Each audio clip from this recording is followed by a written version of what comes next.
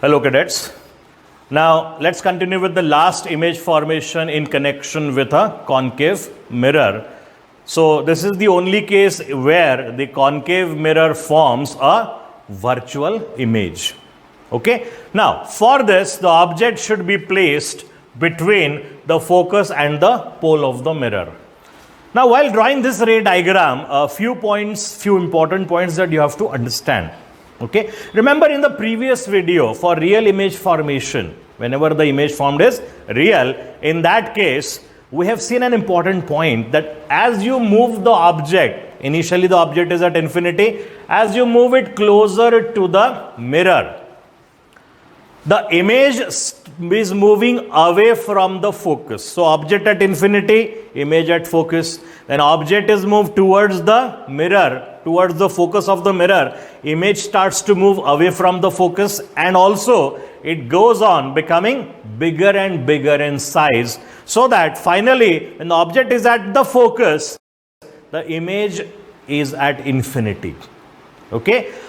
Next, so when object is beyond focus, that is between focus and pole, first, the closer the object to the focus, larger will be the size of the image. That is why when you want to actually draw a ray diagram on paper of this condition, of course, object between F and P, always remember, draw object closer to the pole, not to the focus.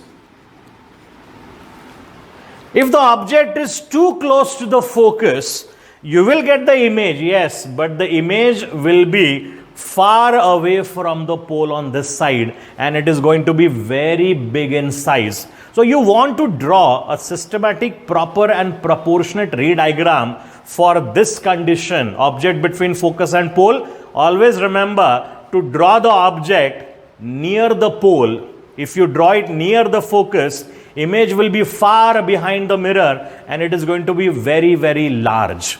So your ray diagram will probably not fit on the blank page on which you are drawing the ray diagram.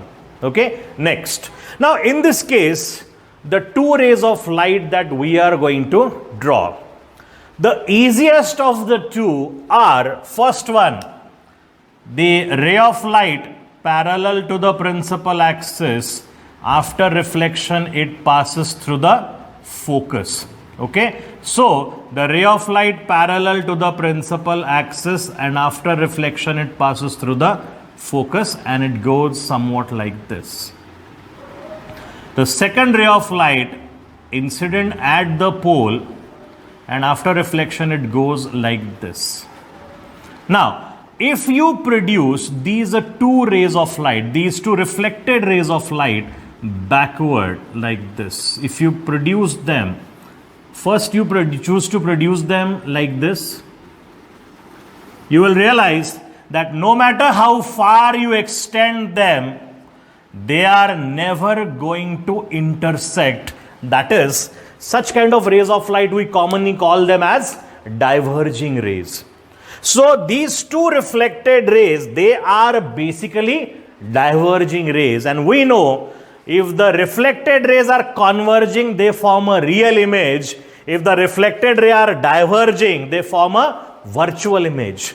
Okay, so what we do to locate the image is we produce these rays of light, these reflected rays of light, we produce them in backward direction, and wherever they intersect, we draw the image at that location.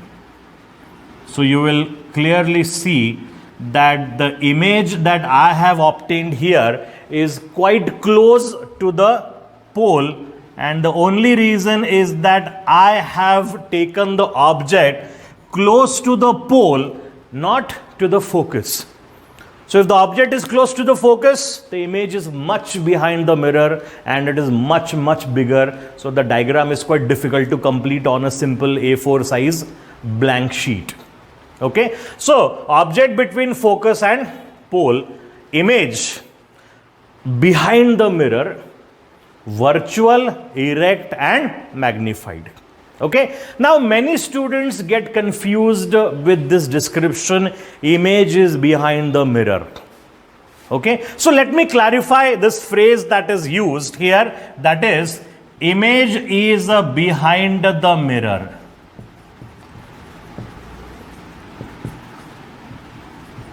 So what exactly does it mean? Does it mean that if you want to see the image, you have to stand behind the mirror? Absolutely not. Remember, this is a mirror with one opaque, one non-transparent surface. That means whatever is behind the mirror, a physical object, okay? Remember, a physical object placed behind the mirror, you cannot see it through the mirror because the mirror is a non-transparent or opaque object. So why do we say image is behind the mirror? Well, that is on the basis of human perception. Okay, human perception. Imagine you are standing in front of a plain mirror. What do you see? You see your own reflection in the mirror. But there is a catch. Okay, when you try to describe your image, your reflection that you are seeing in the mirror, so you are able to see a person who looks exactly like you, who is dressed exactly like you, but there is only one big difference between that person you are looking at in the mirror and you yourself. Okay, first, if you move your right hand, that person is going to move his left hand. Okay, this is called lateral inversion. This is called lateral inversion. Now, if you just for a moment, forget that it is your own reflection. Just for a moment, you treat that as a separate person. Okay, so imagine there is a plain mirror, you are standing here, you are looking at a person who is standing behind the mirror at exactly the same distance. Okay, so imagine I am standing in front of a plain mirror. I will be able to see my reflection in the mirror. If I treat that reflection as a separate person, then few points that I will realize about that person is, first, my distance from the mirror and his distance from the mirror, they are going to be same. They are going to be equal. So for me, whatever appears to my eyes by standing here in front of the plain mirror is another person who is behind the mirror. That is why the space behind the mirror, concave mirror or plain mirror or convex mirror, whichever, the space behind the mirror is called as a virtual space. It's called virtual space. Now let's come back to the example of plain mirror. So I am standing in front of a plain mirror. I see another person who is behind the mirror. Okay. Now, in reality, from the point of view of this physical world, is there a real person like me actually standing behind the mirror? No. I am able to see that person only because of the reflection produced by that particular mirror, and that is why we say that image is virtual, and we also say the image is behind the mirror. Okay, because it appears from my position, what I am able to see is as if there is another person of same body height, same body type, same face, same clothes, everything same, except one difference. If I am right-handed, that person will appear to be left-handed. Okay, so if I pretend to be writing something using my right hand, I will see that person is writing at the same time, but using his left hand. So if you treat your reflection as a separate person, then you realize that that person is standing behind the mirror. That person appears as if he is standing behind the mirror, and that is why, for the sake of describing that as a different person, I am saying he is behind the mirror. Just like that. So similar meaning you have to consider about for this phrase in this example, in this image formation as well. Okay, so object between focus and pole, image behind the mirror, virtual, erect, magnified, and if the object is closer to the pole, the image will not be that magnified. Of course, it will be bigger than the object, but not very big. But closer the object to the focus, larger will be the size of the image obtained in this case.